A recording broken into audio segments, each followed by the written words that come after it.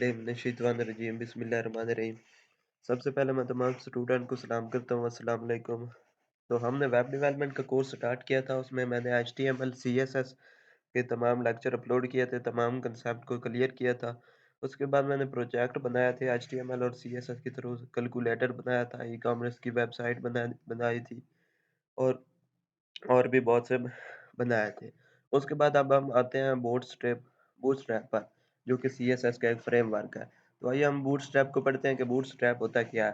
तो बूटस्ट्रैप जो होता है, ये एक CSS बेस्ड फ्रंटेड फ्रेमवर्क है, जिसको एक ट्विटर की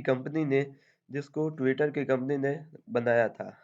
जिस इसकी बूटस्ट्रैप के ज़रिए हम फास्टर और ईज़ियर वेब डेवलपमेंट कर सकते हैं, और इसके इसके ज़रिए हम रिस्पॉन्सिवनेस, मतलब अगर हम एक्सटर्नल CSS के ज़रिए वैसे करते थे, तो उसके अंदर हमें हर लाइन के अंदर उसको रिस्पॉन्सिवनेस करना पड़ता था, मतलब उसके छोटी स्क्रीन पर बड़ी स्क्रीन के लिए उसको हमें स्पेसिफाई करना पड़ता था। लेकिन इसके अंदर हमें वो कम हो गया, उसके अंदर टाइम भी हमारा मैनेज हो गया।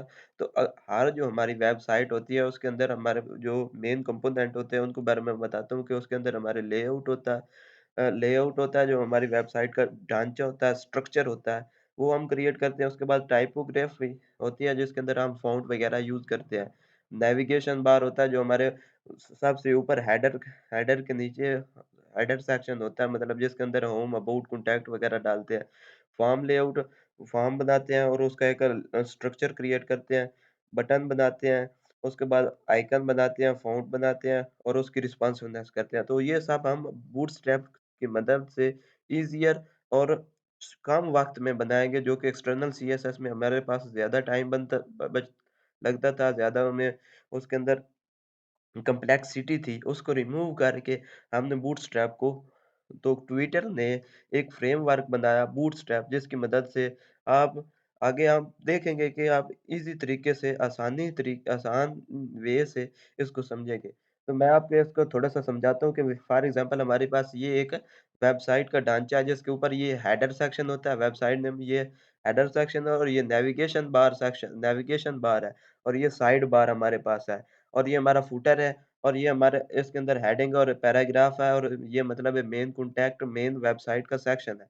तो ये हम क्रिएट करते हैं। अगर हमें वैसे एक्सटर्नल CSS, HTML और एक्सटर्नल CSS के ज़रिए बनाएँगे, तो हम ये लेआउट, फॉर एग्ज़ाम्पल ये लेआउट है, इस लेआउट को हमें क्रिएट करना है।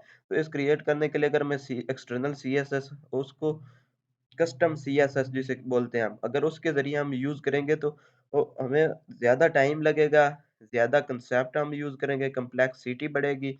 तो फॉर एग्ज़ाम्पल ये है, इसके अंदर हमें विड्थ देनी पड़ेगी, फिर इसको पैडिंग देनी पड़ेगी, ये हेडर हेडर जो सेक्शन हमारा है। फिर हम आते हैं नीचे, और नीचे हमारे पास जो नेविगेशन बार है, उसको हमें फिर विड्थ देनी पड़ेगी, उसको सेट करना पड़ेगा, विड्थ, फ्लोट, पैडिंग वगैरह। तो इन सब को रिमूव करके हम जो ट्विटर कंपनी है, उसने हमें एक फ्रेमवर्क दिया, और उस फ्रेमवर्क का नाम था बूटस्ट्रैप, और बूटस्ट्रैप के ज़रिए हम ईज़ियर और आसानी वे से रिस्पॉन्सिव भी कर सकते हैं। तो इसके ज़रिए हम मतलब रिमूव कर सकते हैं एक्सटर्नल CSS, इसके अंदर में एक्सटर्नल CSS की ज़्यादा ज़रूरत नहीं पड़ेगी। तो हम इसके ज़रिए बूटस्ट्रैप के ज़रिए हम उसकी बूटस्ट्रैप की क्लासेस को यूज़ करके हम उसके अंदर वर्क करेंगे।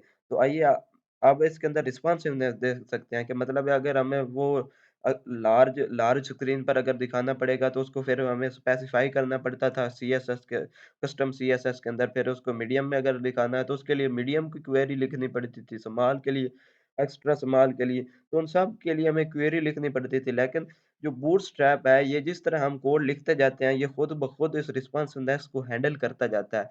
तो ये काम बूटस्ट्रैप का होता है। तो बूटस्ट्रैप एक बहुत अच्छा फ्रेमवर्क है, और बहुत यूज़ और डिमांडेबल। अगर आप वेब डेवलपमेंट के अंदर अपनी जॉब को प्रेफ़रेंस देते हैं, मतलब जॉब को ढूँढते हैं, और उसके अंदर आपको जो सबसे पहले पूछा जाएगा, उसके अंदर HTML, CSS और बूटस्ट्रैप जो फ्रेमवर्क, जो HTML और CSS के फ्रेमवर्क में सबसे 99% जो पूछा जाता है, वो बूटस्ट्रैप ही है।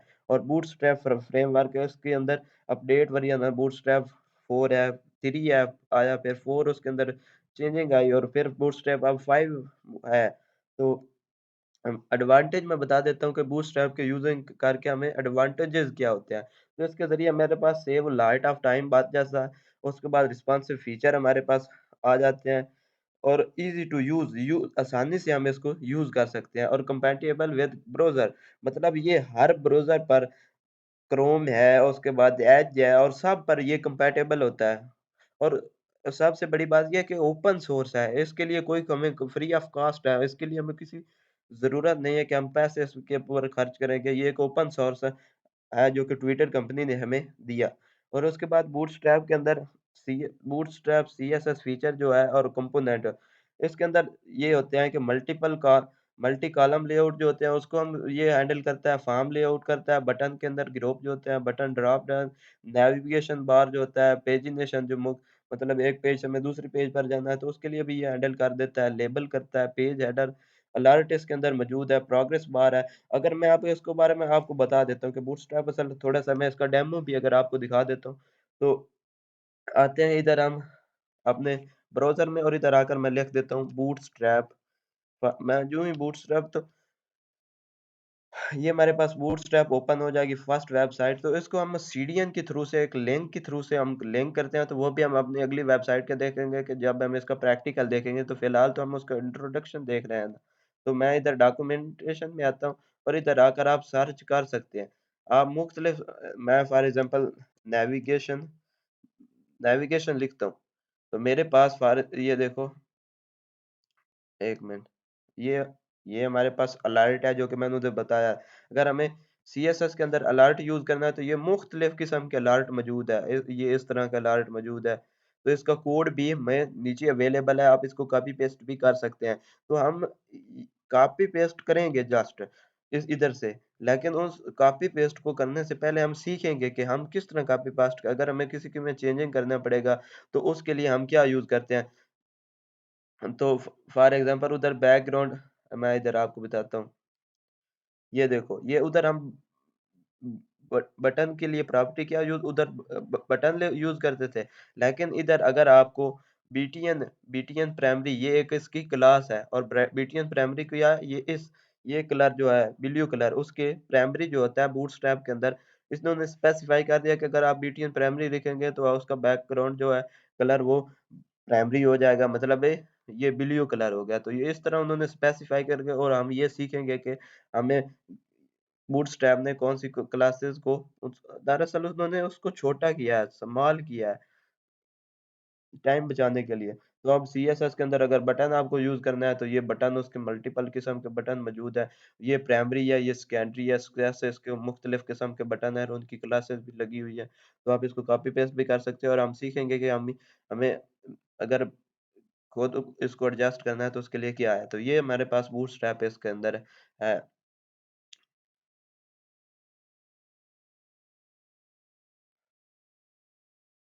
ये देखो, मेरे पास अगर ये नैव के उसके कुछ फीचर हमें दे दिए है।